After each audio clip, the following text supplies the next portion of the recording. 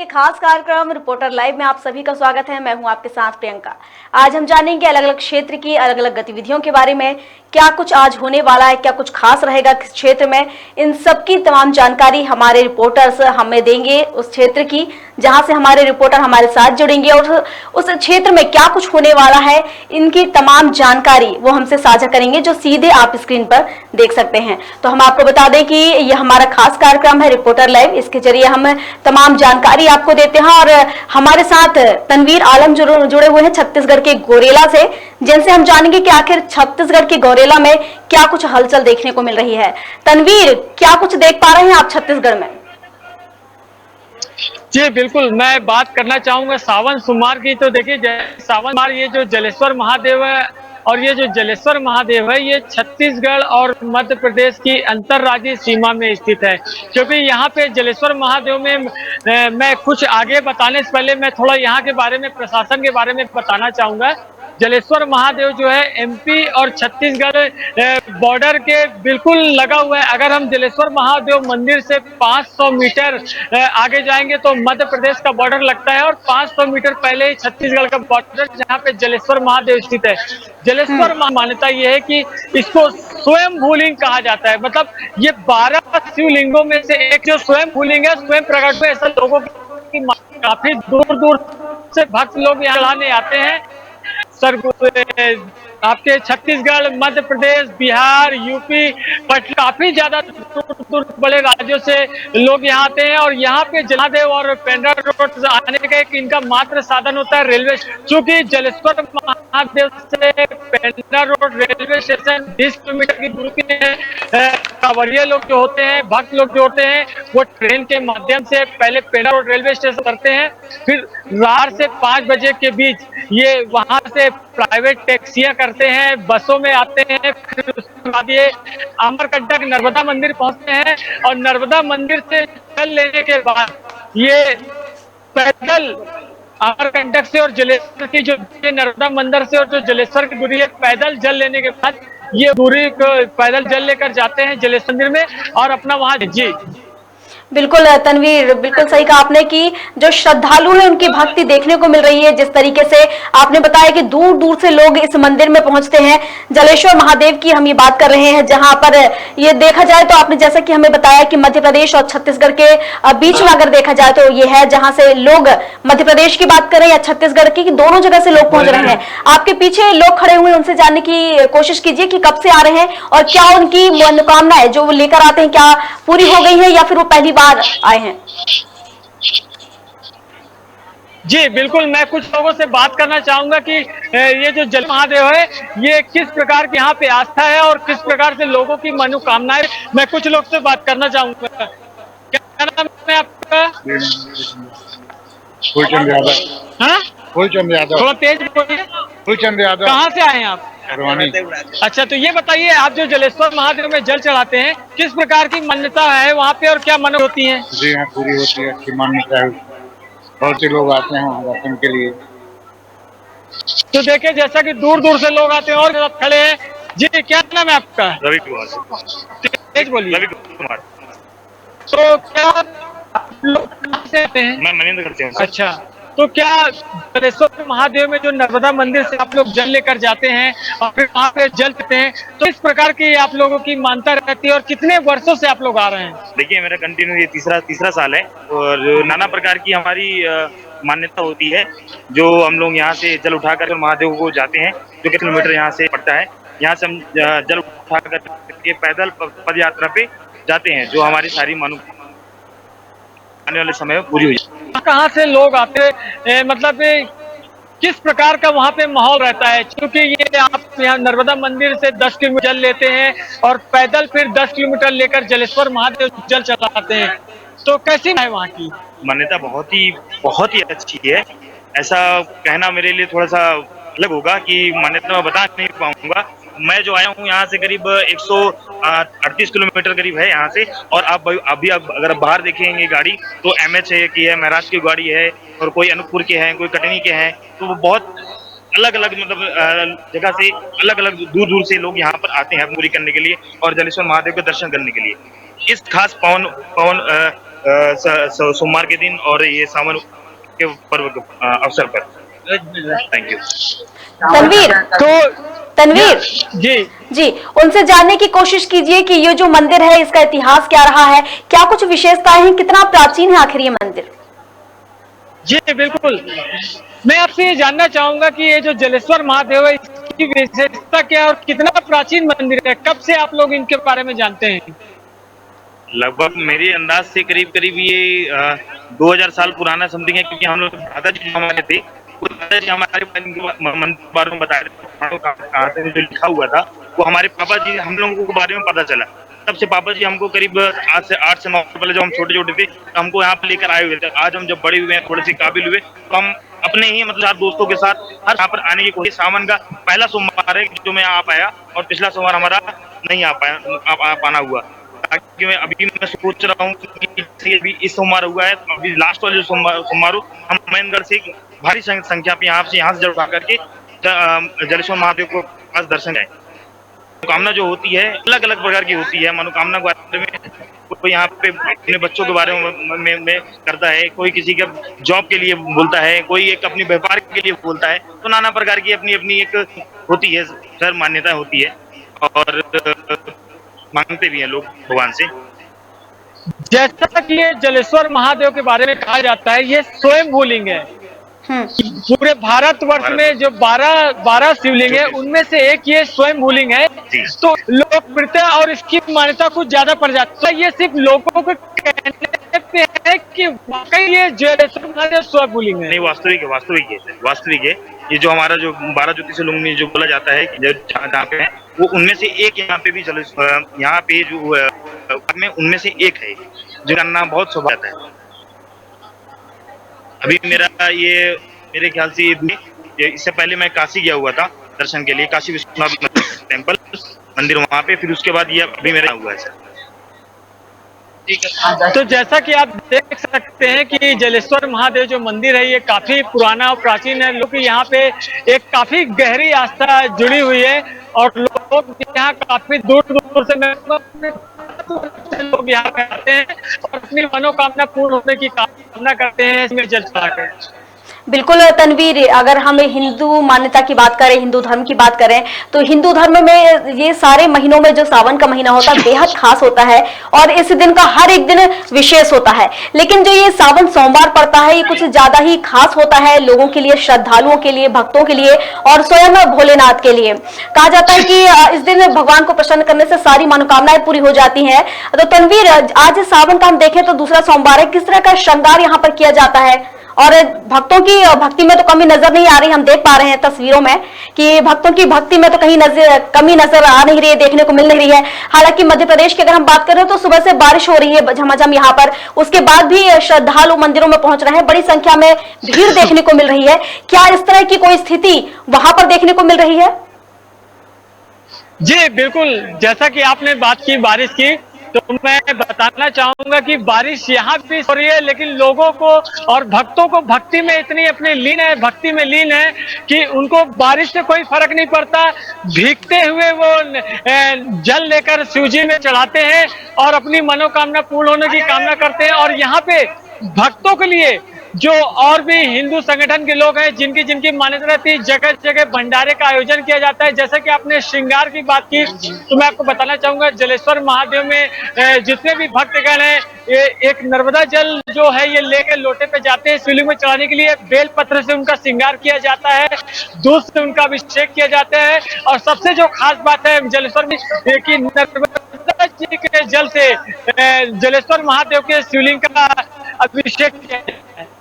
तनवीर, मुझे लगता है कि पीछे कोई जयकारे लगा रहा है, भगवान भोलेनाथ का नाम ले रहा है, तो हम चाहेंगे कि दर्शकों को भी ये नजारा दिखाई दे कि आखिर किस तरीके से भगवान भोलेनाथ का नाम लिया जा रहा है, किस तरह से जो जयकारे लगा रहे हैं वो भी दर्शक देखें, ताकि जो लोग भक्ति में नहीं है, जिनके जो भक्ति नहीं करते, उनके मन में भी कहीं ना कहीं भक्ति उमड़ पड़े।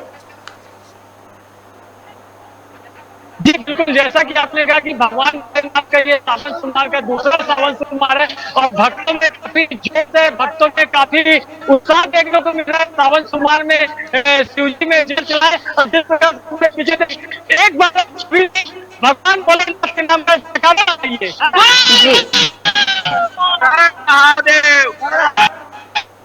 कि भक्तों में काफी उत्साह है। हम अपने कुछ और साथियों से, क्या नाम है भाई साहब आपका? विनोद कुमार। तो ये बताइए आप कहाँ से आए हैं? जी सर, मैं मुंगेली जिला, छत्तीसगढ़ मुंगेली जिला से आया हूँ। अच्छा, भिलाई जिले से। तो ये बताइए आपको यहाँ आकर कैसा लगा है? बहुत अच्छा लगा सर। तो आप यहाँ पहली बार आए हैं कि हर साल आते हैं? नहीं सर, 2 बार हुआ मेरे को यहाँ से।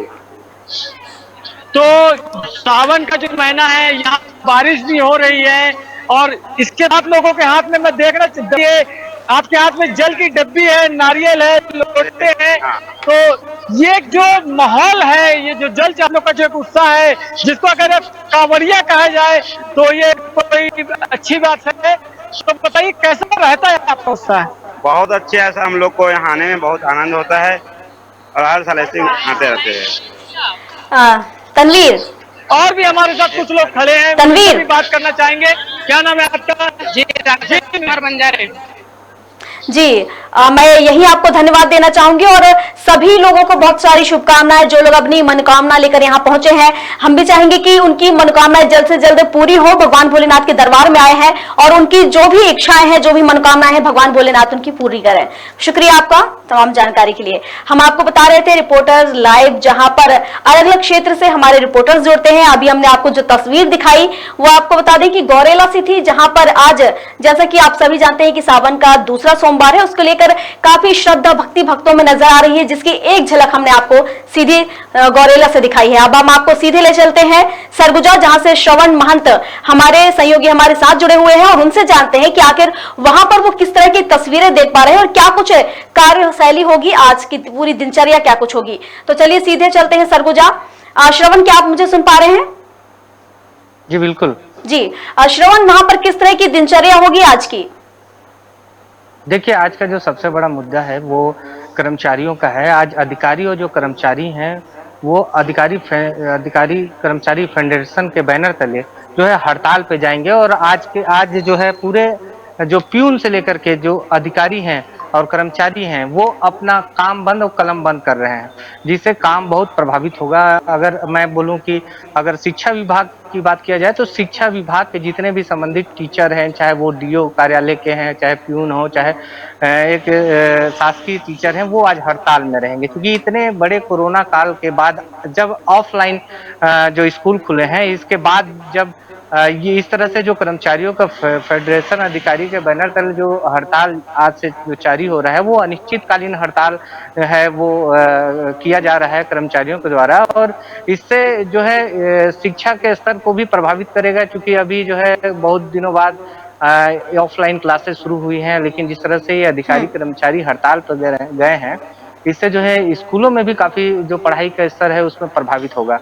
इसके अलावा जो है राजस्व विभाग की बात की जाए तो तमाम जो राजस्व विभाग के जो काम होंगे वो भी प्रभावित होंगे, जैसे कि नामांतरण की बात की जाए या फिर अभी जो विशेष जाति निवास बनाने की बात की जाए, और राजस्व संबंधित जितने भी काम हैं वो आज ठप रहेंगे।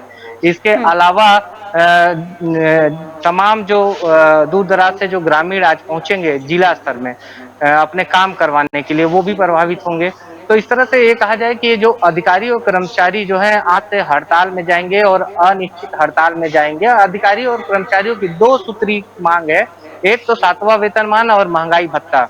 इसके मांग को लेकर के ये अड़े हुए हैं और जून के आखिरी महीने में भी ये इन्होंने अल्टीमेटम दिया था प्रशासन को कि अगर हमारी मांगे पूरी नहीं होती है तो हम अनिश्चितकालीन हड़ताल पर जाएंगे। और आज का दिन से वो शुरू हो रहा है हड़ताल इनका कर्मचारियों का, और लगातार ये जो कर्मचारी हैं वो 5 दिन के हड़ताल पर रहेंगे। और अगर 5 दिनों में इनका कहना है कि अगर हमारी मांगे पूरी नहीं होती है तो अनिश्चितकालीन हड़ताल पर ये जाएंगे।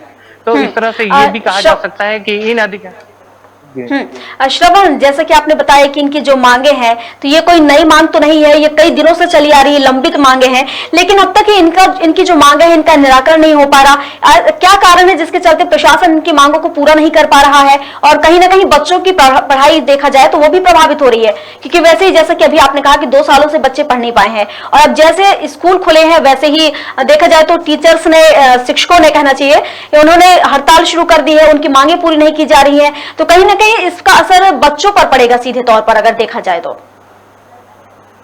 बिल्कुल, ये जो अधिकारी कर्मचारी फेडरेशन के जो पदाधिकारी हैं वो आज सुबह से ही तमाम जो शासकीय कार्यालय में जा करके काम बंद कलम बंद कर रहे हैं और इनका कहना है कि जब तक हमारी मांग पूरी नहीं होती तब तक हम ये धरना प्रदर्शन और हड़ताल जारी रखेंगे।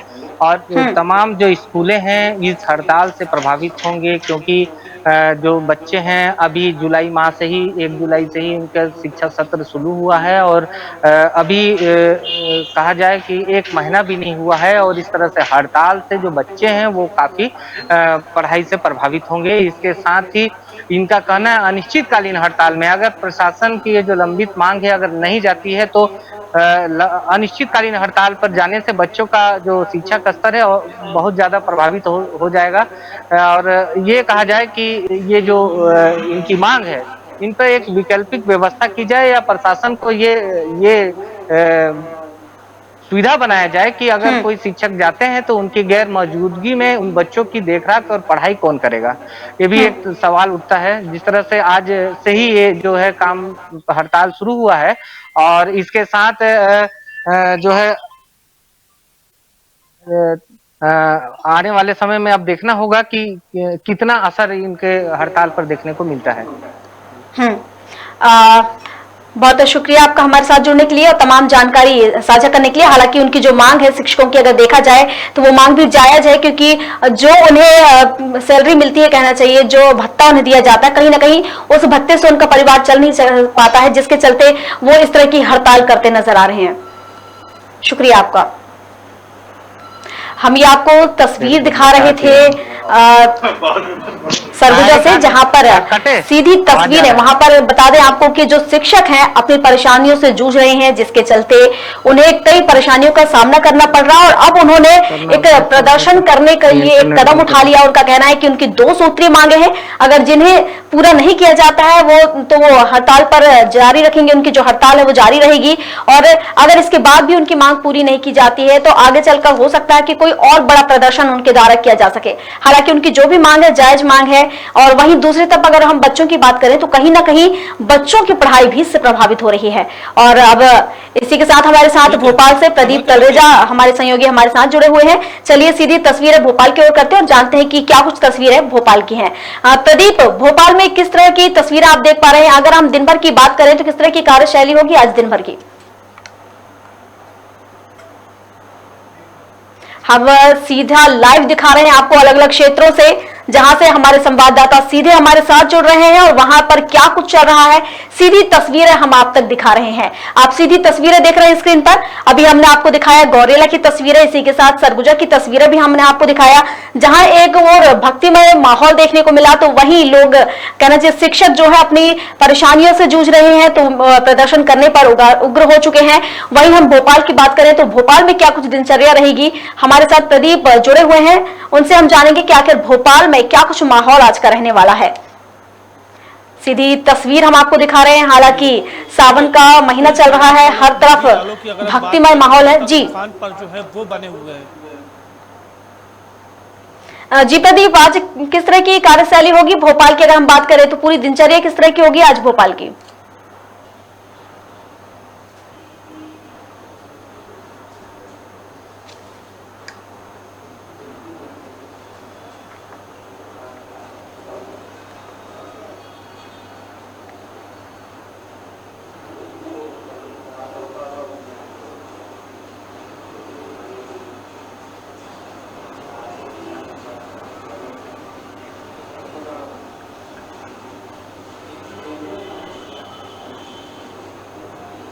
देखिए प्रियंका, बिल्कुल बता दूं, आज सावन का दूसरा सोमवार है और लगातार सवेरे से ही जो है वो बारिश का दौर रही है। देखिए आज तीसरा दिन है और लगातार बारिश अपने जो चरम पर है वो देखी जा रही है।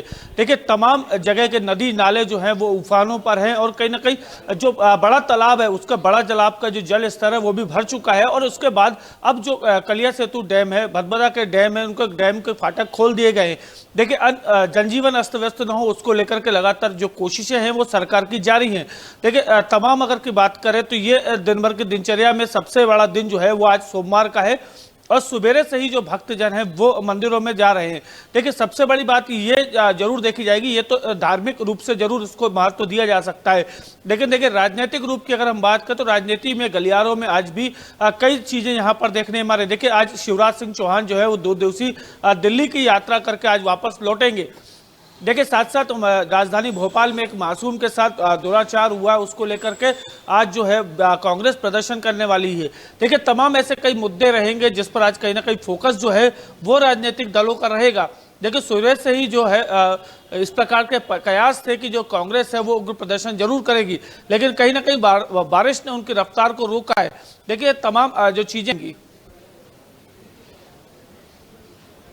तरफ अगर भक्ति की बात करें तो आज जैसे कि सावन सोमवार का दूसरा दिन है देखा जाए तो कहीं ना कहीं हर मंदिरों में हम देखें तो भक्तों का तांता लगा हुआ है। वहीं अगर हम राजनीतिक बात करते हैं तो जैसा कि अभी आपने बताया कि कांग्रेस प्रदर्शन कर सकता है, लेकिन बारिश के चलते निष्क्रिय नजर आ रहा है वो। हालांकि सीएम शिवराज सिंह चौहान अब लौटकर आने वाले हैं, दिल्ली से लौटने वाले हैं आज, तो क्या कोई बैठक ले सकते हैं सीएम शिवराज?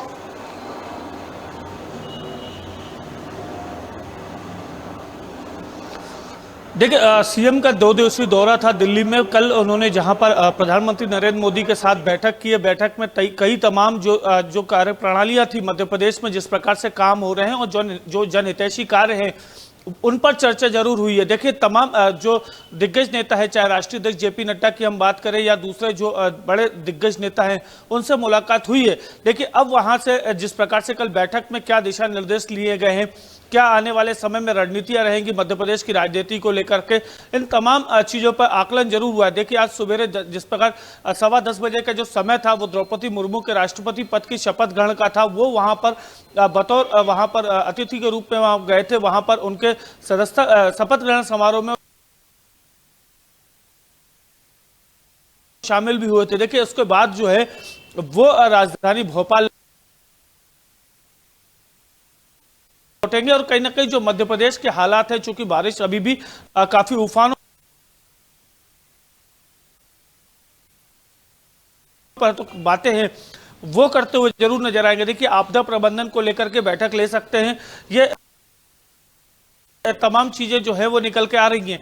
देखिए सबसे बड़ी बात यह है कि लापरवाहियां कहां हो रही हैं और किस प्रकार से लापरवाहियां हैं।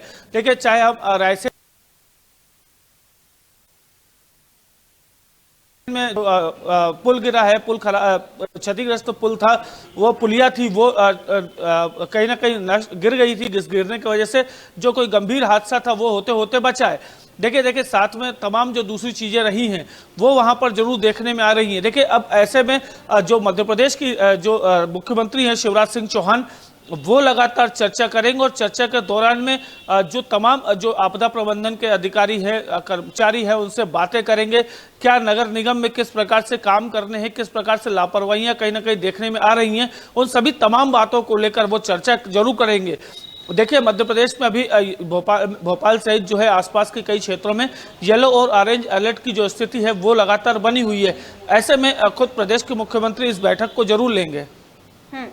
बिल्कुल प्रदीप, जिस तरीके से हम अभी बात कर रहे हैं, जैसे कि अभी आपने बताया कि राष्ट्रपति अब कहना चाहिए कि द्रौपदी मुर्मू बन चुकी हैं, उन्होंने क्योंकि शपथ ले लिया है, कहीं ना कहीं पूरे देश के लिए हर्ष का माहौल है, सभी जगह खुशी देखने को मिल रही है। क्योंकि अगर हम देखें तो एक तरीके से आदिवासी महिला भी है वो, और उनका एक ही उद्देश्य है कि वो सिर्फ देश की सेवा करेंगी, तो कहीं ना कहीं हर्ष का माहौल है इसको लेकर।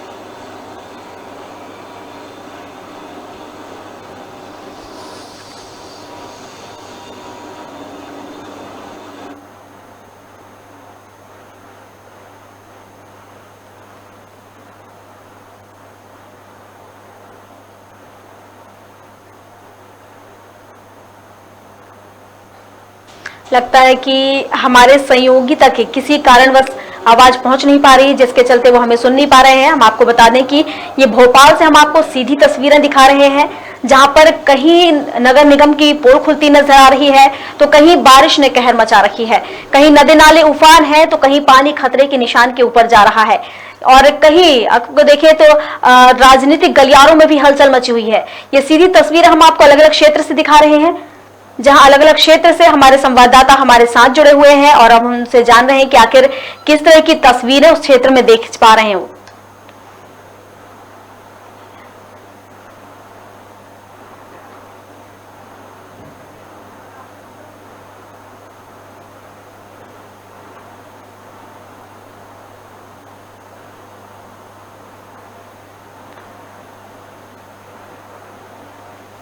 हम आपको सीधी तस्वीर अलग क्षेत्र से दिखा रहे हैं, अलग अलग जगह से। हमने जैसा कि अभी आपने देखा कि छत्तीसगढ़ की अगर हम बात करें, जहां से हमने आपको सीधी तस्वीरें दिखाई सरगुजा से, इसी के साथ गौरेला से। आपने गौरेला में देखा कि किस तरीके से मंदिरों में लोग पहुंच रहे हैं। काफी उसकी विशेष काफी प्राचीन मंदिर है वो, जलेश्वर महादेव के दर्शन हमने आपको कराए। वहां पर किस तरीके से लोग पहुंच रहे हैं और किस तरह भक्ति नजर आ रही है। तो वहीं दूसरी तरफ हमने आपको सरगुजा का दिखाया, जहां लोग परेशान हैं। आपको बता दें कि जो शिक्षक हैं वो प्रदर्शन कर रहे हैं, उनकी 2 सूत्रीय मांग है जिसको लेकर प्रदर्शन कर रहे हैं। वहीं तीसरी तस्वीर हमने आपको भोपाल से दिखाई, जहां पर कई समस्याएं हैं। आपको बता दें, अगर हम बारिश की बात करें तो लगातार बारिश का कहर जारी है। चलिए, और प्रदीप तलरेजा हमारे साथ जुड़ चुके हैं, सीधे हम रुक कर लेते हैं भोपाल की ओर और जान लेते हैं। प्रदीप, अगर हम नगर निगम की बात करें तो लगातार हम देखते आ रहे हैं कि नगर निगम की लापरवाही सामने आते रहती है। और अगर हम अभी बात करें, जिस तरीके से बारिश को टाइम हो गया शुरू हो गए, अब देखा जाए तो जो खतरा का निशान है, खतरे का निशान के ऊपर पानी पहुंच रहा है। इसके बाद भी अगर हम बात करें नगर निगम की, तो क्या जो सारी व्यवस्थाएं हैं वो पूरी कर ली गई है? क्या जो पुख्ता इंतजाम किए जाते हैं वो सारे पूरे हो चुके हैं या अभी भी उनकी लापरवाही देखने को मिल रही है?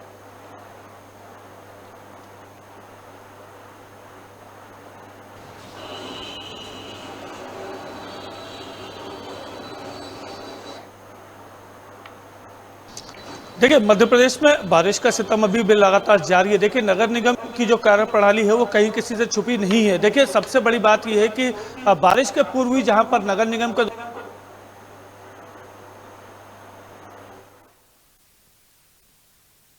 नालों की साफ सफाई हो जानी थी, रखरखाव की जो व्यवस्थाएं हैं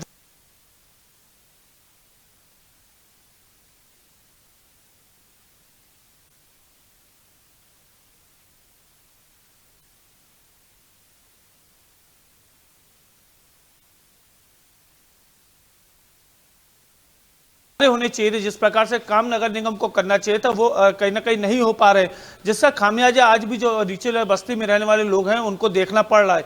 देखिए, हालांकि बड़े तालाब की अगर हम बात करें तो जो 1666.80 जो पैरामीटर है बड़े तालाब का वो लेवल पार हो चुका था, जिसके बाद जो है कहीं ना कहीं जो बड़े जो भदभदा का गेट है वो खोल दिया गया था।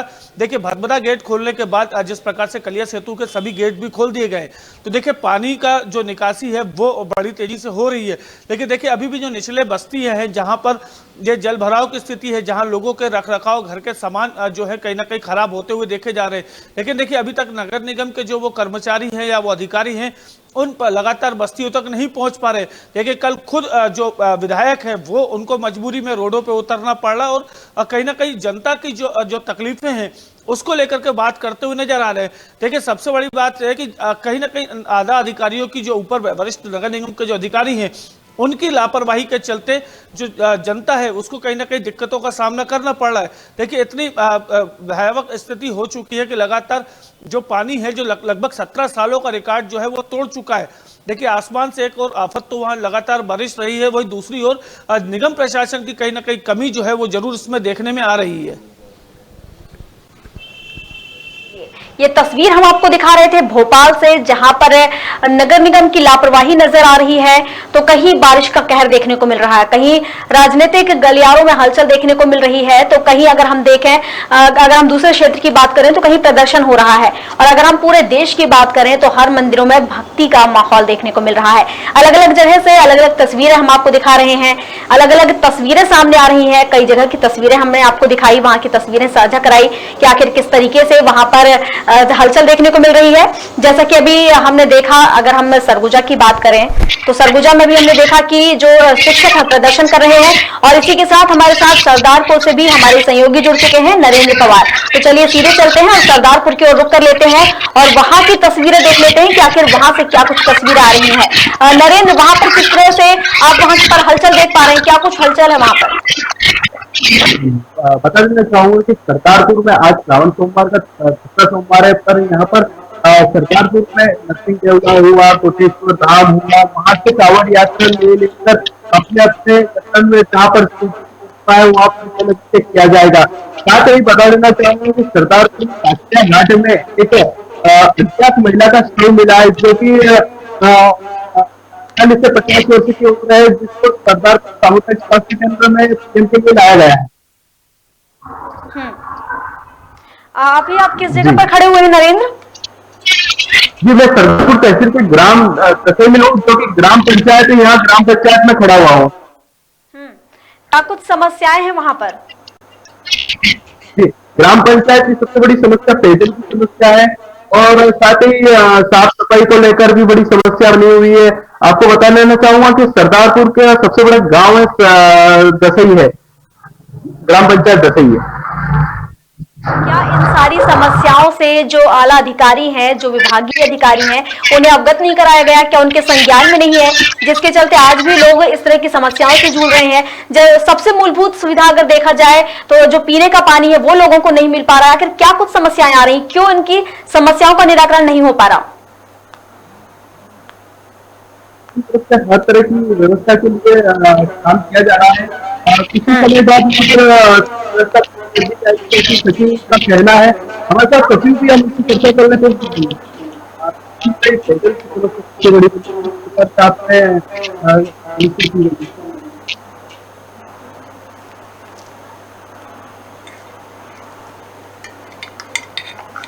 और साफ सफाई की जाए तो किस प्रकार से साफ सफाई की जाएगी? साफ सफाई के लिए हमने मजदूर लगा दिए गए हैं, और जो जल्द साफ सफाई हो जाएगी। जी,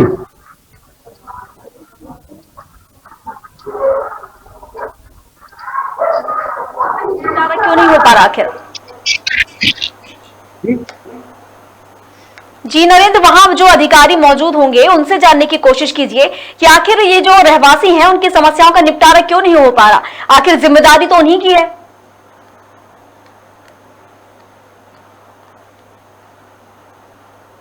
को लेकर किस प्रकार से आप व्यवस्था कर रहे हैं?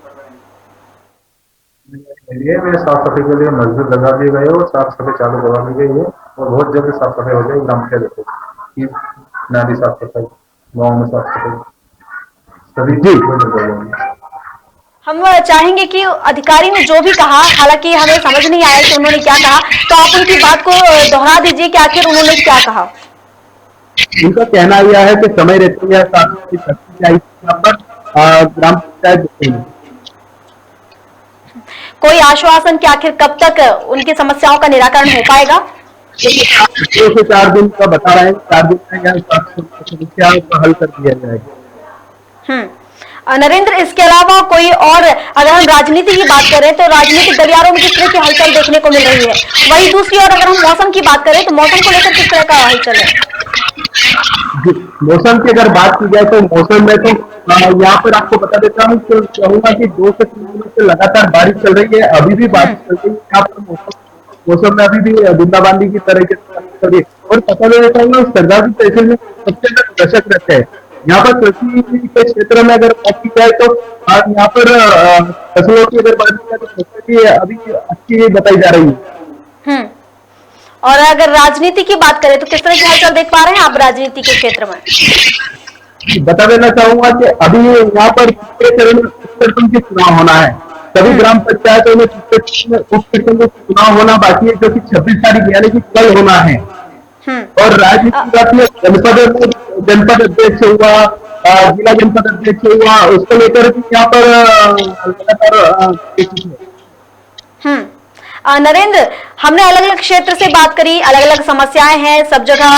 अगर हम गौरेला की बात करें तो वहां पर भक्ति का माहौल देखने को मिला, अगर हम सरगुजा की बात करें तो वहां पर प्रदर्शन किया जा रहा है, अगर हम भोपाल की बात करें तो वहां पर भी कई सारी समस्याएं हैं, नगर निगम की लापरवाही भी सामने आ रही है, अब ऐसी कई समस्याएं हैं। लेकिन इन सभी चीजों में एक चीज आज कॉमन है, जो है सावन सोमवार। जी जी, क्योंकि कॉमन यह है क्योंकि यहाँ पर पूरे देश में मनाया जाता है। आपको बता देना चाहूंगा कि अभी हमने कुछ देर पहले राम रामेश्वर मंदिर से लाइव किया था, जहाँ पर हमारे खबर भारत के सभी दर्शकों को हम दर्शन लाइव करवाया था।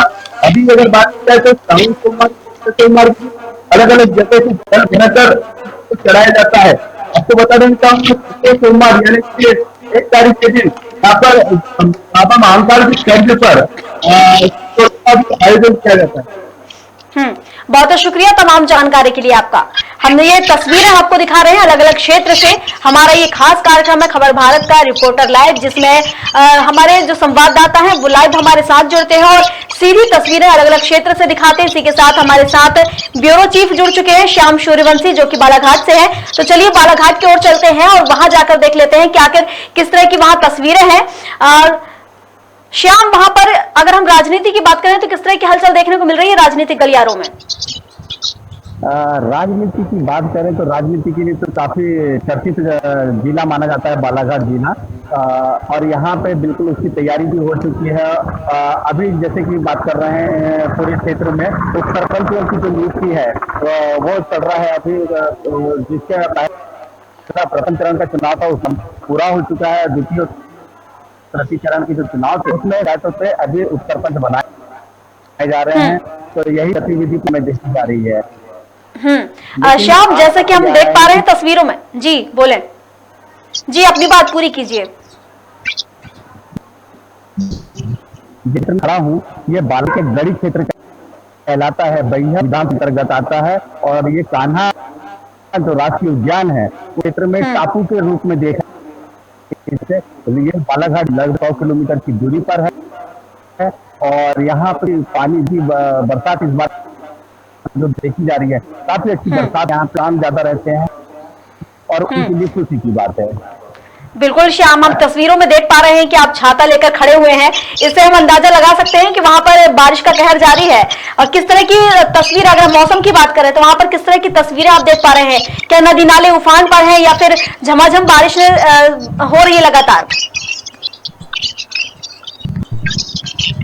झमाझम तो नहीं हो रही है, लेकिन निरंतर हो रही है, और उफान कोई क्षेत्र नहीं है। तीन चले यहाँ के कुछ जो 2 ब्लॉक थे वो थे लाल बर्रा कटंग की साइड में, जो की बारिश काफी अच्छी थी और वहाँ उफान में नदी नाले थे। लेकिन मैं जिस जगह में खड़ा हूँ ये काफी ऊंचा क्षेत्र कहलाता है, यहाँ पे उफान की वो नहीं होता है, पानी का बहाव चले जाता है, तो यहाँ पे वैसी परिस्थितियां नहीं निर्मित होती है। मैं जहाँ पे खड़ा हूँ चित्र है, मैं कैमरामैन को बताना चाहूंगा रोड की तरफ एक बार यहाँ का माहौल जो है चारों तरफ आप देखिए बिल्कुल शांत, लोग अपने घर पे काम कर रहे हैं, चारों तरफ की रोड जो है वो सुनसान दिख रही है यहाँ से, क्योंकि यहाँ पे जो ग्रामीण अंचल है यहाँ पे सिर्फ मार्केट के दिन भीड़ दिखाई देती है। बिल्कुल श्याम, समय में लोग खेती किसानी करते हैं, रहते हैं। श्याम, मैं बीच में आपको रोकना चाहूंगी जी, मैं बीच में आपको रोकना चाहूंगी। हम देख पा रहे हैं वहां की तस्वीरें, पूरी जो रोड है सुनसान पड़ी हुई है, कहीं ना कहीं बारिश का ये कहर है जिसके चलते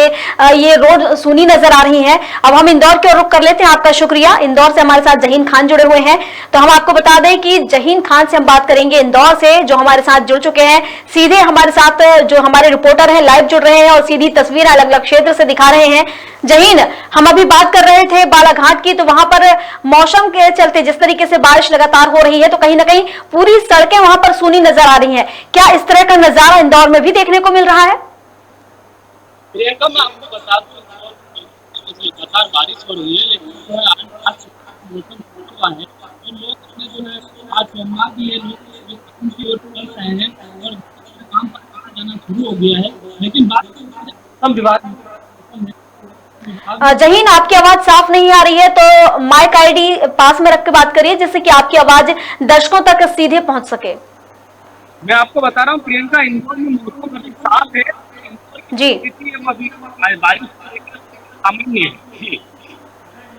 जिस तरीके से अगर हम देखें कि जहां एक और नदी नाले उफान पर हैं, आसमान से अगर देखा जाए तो आफत बरस रही है, तो वहीं दूसरी ओर मौसम सुहाना भी होता जा रहा है, जिसके चलते अब लोग कहीं घर से निकलने से बच रहे हैं, तो कहीं ना कहीं लोग घर से निकलकर इसका लुत्फ उठाते भी नजर आ रहे हैं। जी बिल्कुल, इंदौर में जो है पिकनिक स्पॉटों पर लोगों का जमावड़ा शुरू हो गया है। यहाँ पर बात की जाए तिंजा फाल की और बात की जाए जो है पाताल पानी की, तो वहाँ पर जो है को काफी लोग उत्साहित होकर वहाँ पर प्रकृति का अनुभव लेते नजर आए। और इस तरीके से बात 3 दिन से लगातार बारिश हो रही थी, लेकिन मौसम हुआ तो इंदौर जो आनंद लेने के लिए निकल गए हैं। और आज की बात की जाए सोमवार को वर्किंग डे है, इसलिए में काम की ओर निकल रहे हैं। अभी वो वर्तमान स्थिति में लगभग 15 से 18 इंच वर्षा जो है अभी बीत चुकी है, लेकिन मौसम विभाग का जिस तरीके से में अलर्ट है 72 घंटे का, उसमें कहीं ना कहीं इंदौर सुरक्षित नजर आ रहा है। बहुत है, शुक्रिया जय हिंद। जो तमाम जानकारी अभी आपने हमें दी और हमारे दर्शकों ने जो देखा उसके लिए बहुत शुक्रिया। हम ये अलग अलग क्षेत्रों से आपको दिखा रहे थे, वहां की तस्वीरें, किस तरह की तस्वीरें सामने आ रही हैं। कहीं हमने आपको दिखाया कि भक्ति का माहौल नजर आया, तो कहीं आसमान से आफत बरस रही है, कहीं राजनीतिक गलियारों में हलचल मची हुई है, तो कहीं लोग प्रदर्शन कर रहे हैं। तमाम तस्वीरें हमने आपको दिखाई। हम फिर आएंगे कल और फिर आपको तस्वीरें दिखाएंगे। तब तक के लिए मुझे दीजिए इजाजत। हम फिर हाजिर होंगे। देखते रहिए आप खबर भारत। नमस्कार।